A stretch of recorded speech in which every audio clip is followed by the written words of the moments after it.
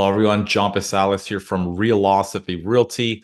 On today's episode, I want to cover everything that you need to know when buying and selling a tenanted property in Ontario. So what inspired this video is I just spoke with someone recently who got some, unfortunate advice from their realtor who didn't really advise them well about some of the risks and pitfalls.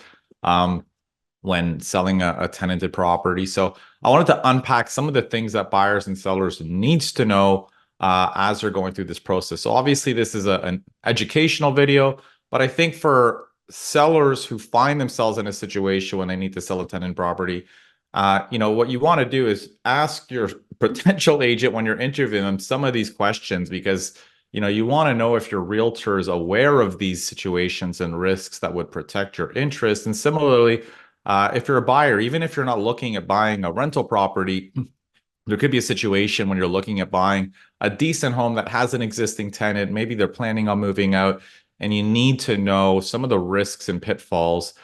So even when you're interviewing agents, I think it's helpful to ask some of these questions to see how informed they are. So before we kind of get into it in more detail, I should clarify, as I said at the top of this, everything I'm talking about today generally applies to tenancies in the province of Ontario. In Canada, landlord-tenant issues are really a provincial matter. So some of these rules are going to be different depending on the province someone is in. So these really deal with Ontario tenancies.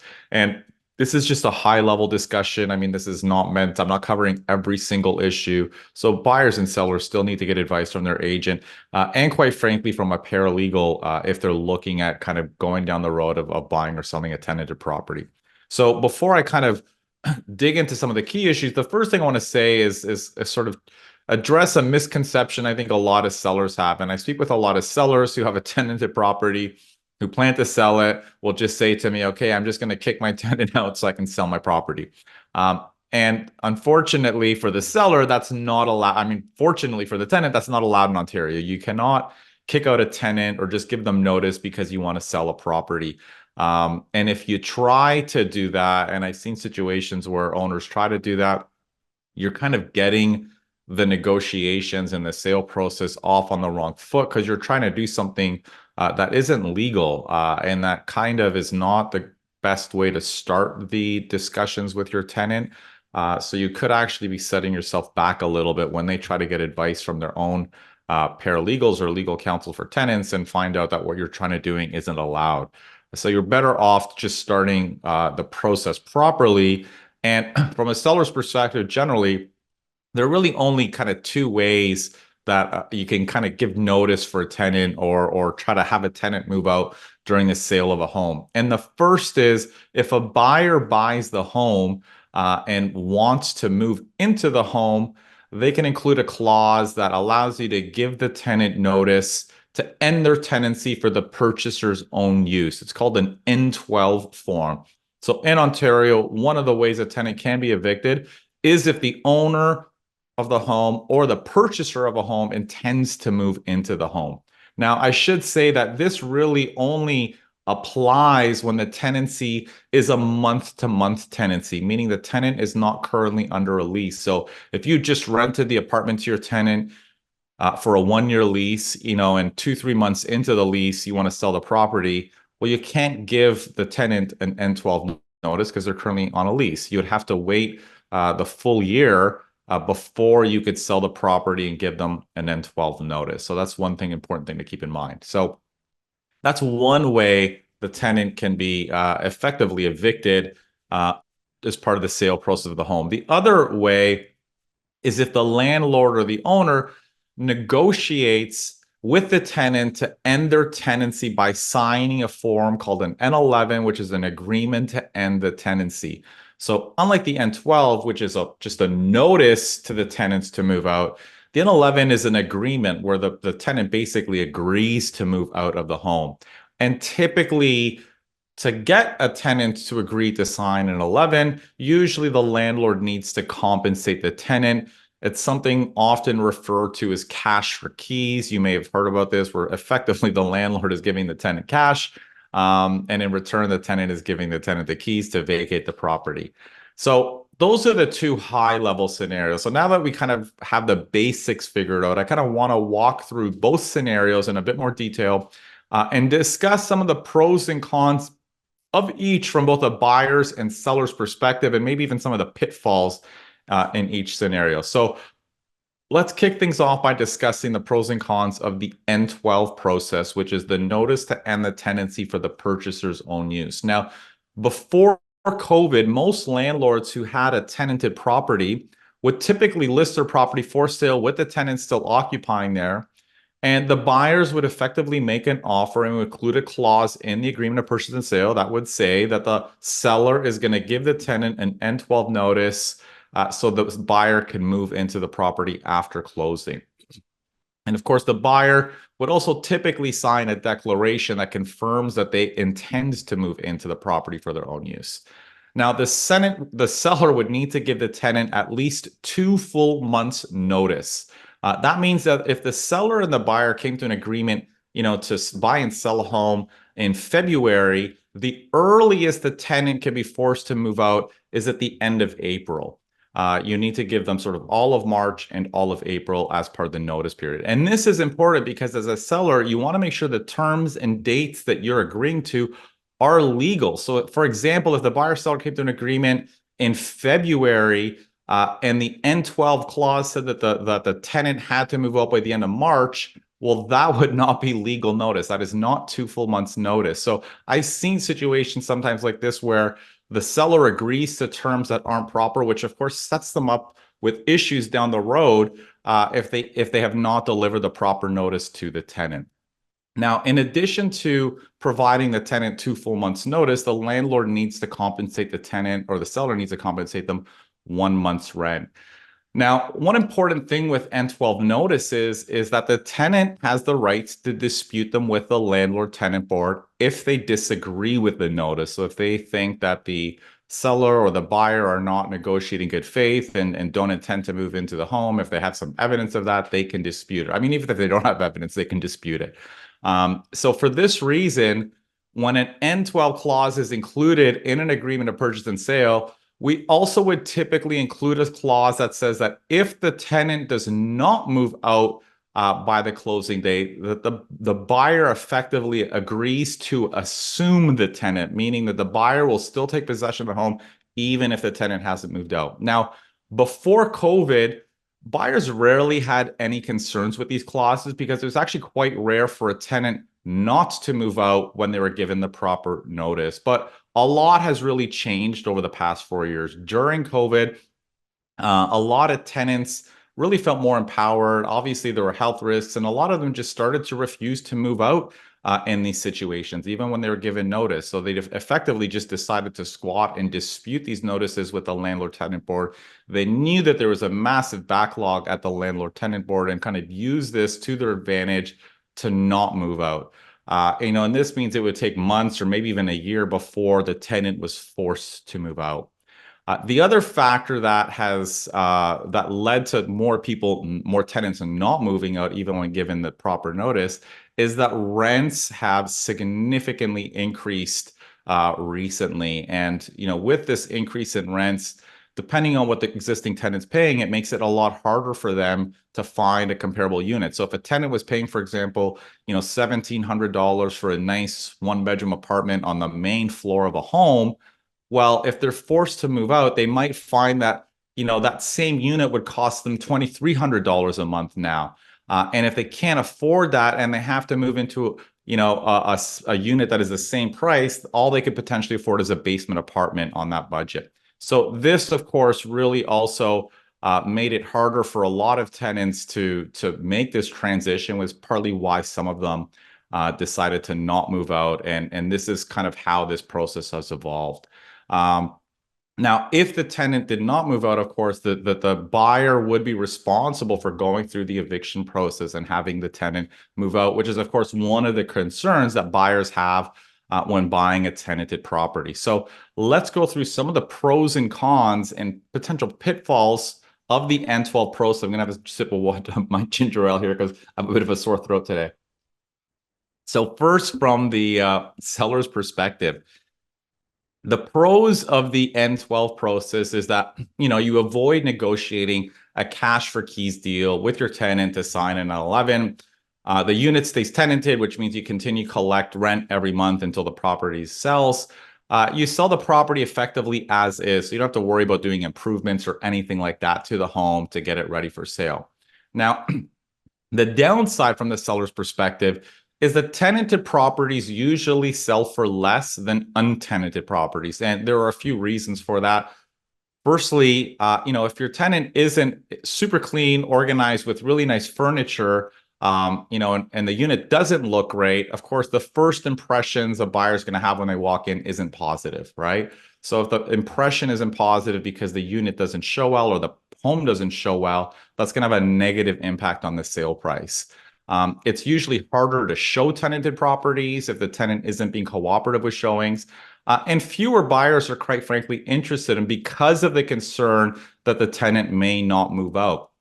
In some cases, a deal breaker. I mean, if you're a family and you need to be moved in by a certain date, you can't afford the risk of going through an eviction process for a year with a tenant. So in some cases, it's just a deal breaker. So those homes get significantly fewer showings. Now, how much less a tenanted property sells for relative to an untenanted property, I mean, partly depends on the condition of the property and if the owner was planning on doing any work to it. So if the home is already, a bit dumpy or older, an old kitchen, old bathrooms, and doesn't show well and needs a complete renovation, and if the seller was just going to, if the tenant moved out anyways, and the seller is going to sell it that way as a fixer-upper, then the difference between what a seller will get tenanted versus untenanted isn't as big. I mean, it's really just the cost of the risk of the tenant moving out because they're selling it as a fixer-upper anyways.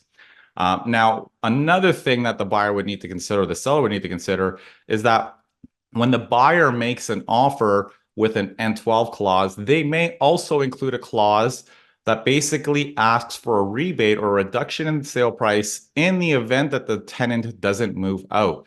So effectively, if the closing date comes and the tenant hasn't moved out, the buyer could say, listen, in that situation, you're going to compensate me X thousands of dollars or tens of thousands of dollars because I could be going through the landlord tenant board process for a year, and I want you to cover part of those costs. So those are some of the things that a seller needs to consider. Now, in terms of pitfalls, there are a few pitfalls, and I think this is important when you're negotiating an agreement that some sellers don't realize. I mean, the first is what I mentioned earlier, that the seller agrees to a clause that doesn't allow for enough notice for the tenants to vacate. So they only give the tenant 45 days notice, 1.5 months notice, and that's not enough. So they're agreeing to terms that are not consistent with the requirements under the Residential Tenancies Act. The other, of course, is that the seller agrees to an N12 clause, okay, but their agent does not ensure that there is an additional clause that says if the tenant doesn't move out, the buyer agrees to assume the tenant. And this is a mistake I see somewhat often. And this happens when, quite frankly, the buyer's agent is a little bit savvier than the seller's agent, right? So the buyer's agent can include the N12 clause that says that the seller agrees to give tenants notice, but the standard agreement of purchase and sale says that the seller will deliver vacant possession on closing, right? That is the standard term. So if there's no additional clause that says that if the tenants don't move out, the buyer agrees to assume them, in the event that the tenants don't move out, the seller is in breach of the agreement of purchase and sale. They have not fulfilled their obligations. Even though they've given the tenant notice, if the tenants haven't moved out, they've breached their obligation to deliver vacant possession. And this can cause problems, of course, on the closing date because the buyer can say, I'm not taking possession now because you haven't delivered vacant possession. And there's obviously a dispute in that situation. And of course, this is where lawyers get involved to sort of negotiate what happens if they'll go through, if the seller will take a reduction. There are all sorts of scenarios. But the point is, as a seller, you don't want to find yourself in that situation. And then the last pitfall really is the sellers are handling the notices themselves and they don't do it properly. So if the sellers are giving their tenants the notice and they don't fill it out properly, they miss one of the tenants' name, they don't deliver properly, they don't give the proper compensation. all of these things could effectively just make it null and void, and you got to start from scratch. So we always recommend, when we have seller clients in these situations, hiring their own paralegal to do this. We don't do it for them. I mean, it's better to have someone who specializes in this, who can handle this and deal with these notices that they need to get to the tenant. Now, from the buyer's perspective, the pros and cons are pretty much the flip side of the pros and cons for the seller's perspective. The pros is that as a buyer, you can usually get a little bit more value in the price. There are fewer buyers looking at these types of homes. So you might get a slightly lower sale price for a tenanted property or a tenanted condominium versus a vacant one. And this may be a decent option for buyers who are already tenants and don't need a concrete closing date. It can handle the potential risk of going through the landlord-tenant board. Of course, not a good option for someone who needs to know that they're going to get vacant possession on closing. Now, the cons, of course, are that the tenants may refuse to move out on closing. And as a buyer, you have to go through that process. As I said earlier, you can mitigate that by asking for some compensation from the seller if the tenants don't move out on closing. And from my experience, tenants not moving out is becoming less of a risk, kind of post-COVID. At the end of the day, good tenants are going to move out. It's a lot harder for them to secure another rental if they can't get a good reference from their existing landlord.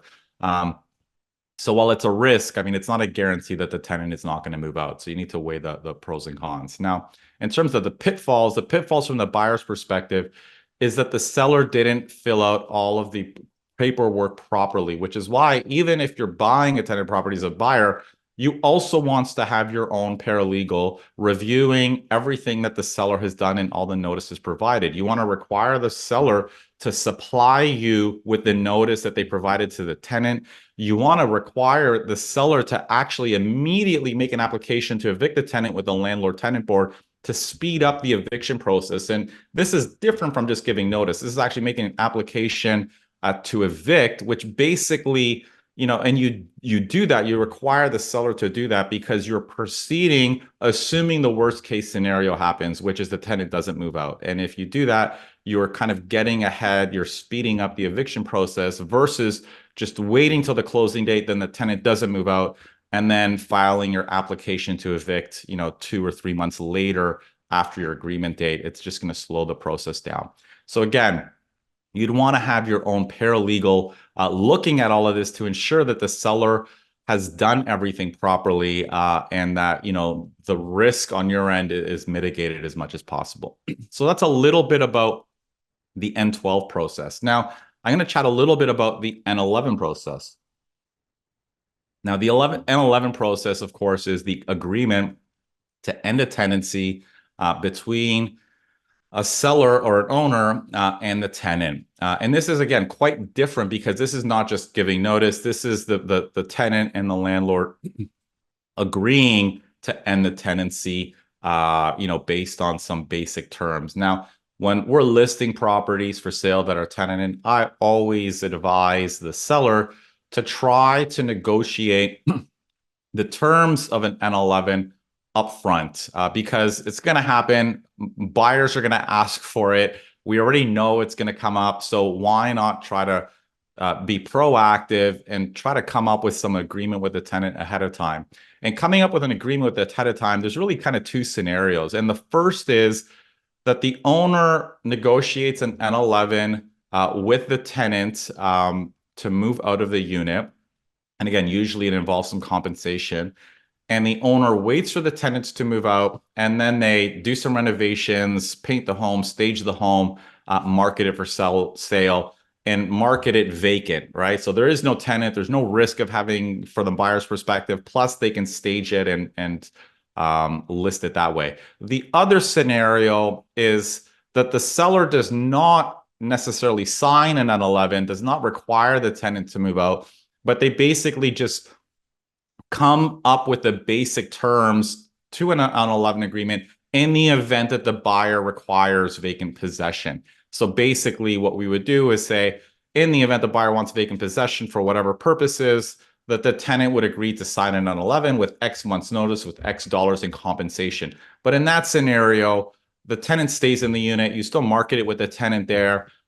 and you only really sign the N11 if the buyer requires it. But again, this is, and some buyers may not require it. Maybe they want the tenants to stay there for a year or two. Maybe they're going to renovate the home or build it 2 years down the road. So it's not a guarantee that every buyer wants vacant possession. But even doing this and going through this process up front, um, again, makes things in the process a little bit clearer if a buyer actually requires that. Now, the pros and cons with these different scenarios, the pros with the former scenario where the seller has the tenant move out before they even list the home for sale. They have an opportunity to prepare the home, stage it, paint it, potentially maximize the sale price. And of course, remove any of the risk and uncertainty for any buyers regarding buying a tenanted property, because at that point the home would be vacant. So there are a lot of pros to that.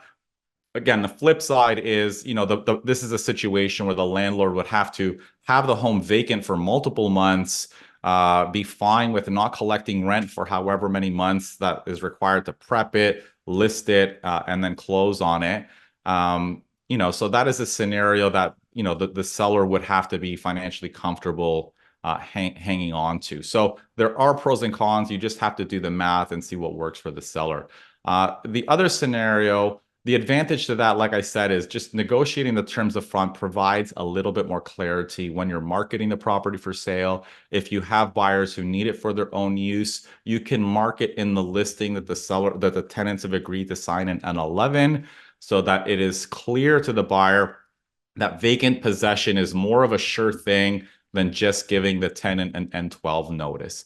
So it improves the whole sale process, makes the home more marketable, and really opens it up to buyers who wouldn't have considered it without an N11. Some buyers, having an N11 is a deal breaker. So by doing that up front, you maximize potentially the pool of buyers who might be interested. Now, negotiating an actual N11 is sometimes easier said than done, because you're dealing with two parties, of course, who have very opposing views. I mean, I've been in situations where the landlords feel like they shouldn't have to give anything because it's their property.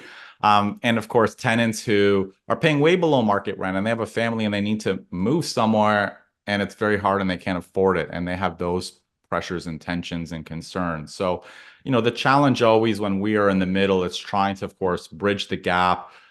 And that involves, probably, educating both parties. I mean, both parties are not going to get the ideal deal they want. You try to find some middle ground that potentially, hopefully works with both tenant and seller. And what is the right compensation? There's no one number. Part of it depends on what the current tenant's paying, what the gap is, anywhere, it's usually a multiple of certain number of months, 3, 4, 5, I mean, maybe even 6 months, depends on the situation.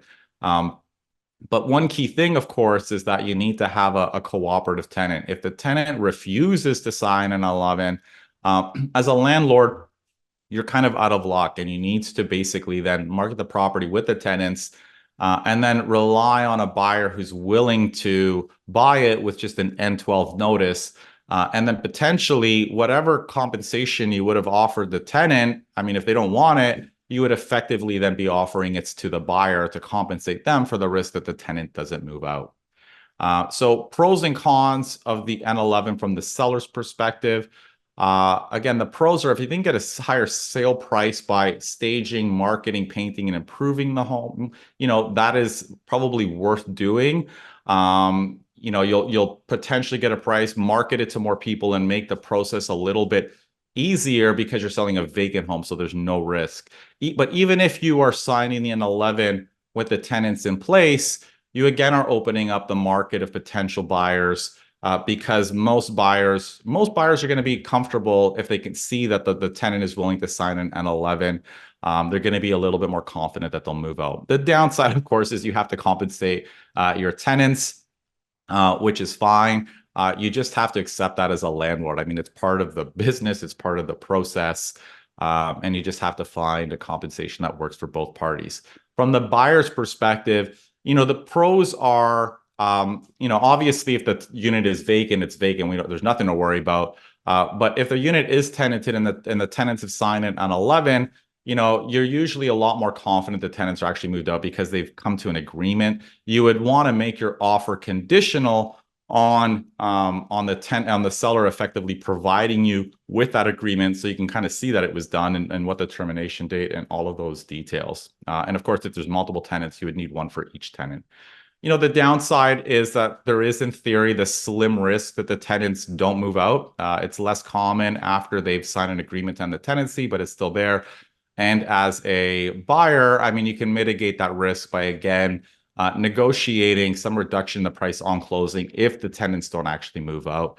Again, less common, but potentially you can do that if you're worried about that risk. So that's a high level look at some of the key things buyers and sellers need to think about when buying, selling tenanted properties in Ontario. If you have any additional questions, you can send me an email at askjohn@movesmartly.com. If you need more specific advice, you can set up a meeting with me and one of my agents by clicking the link in the show notes. And of course, feel free to post your comments in the comments section below. Thanks again. I hope you found it helpful.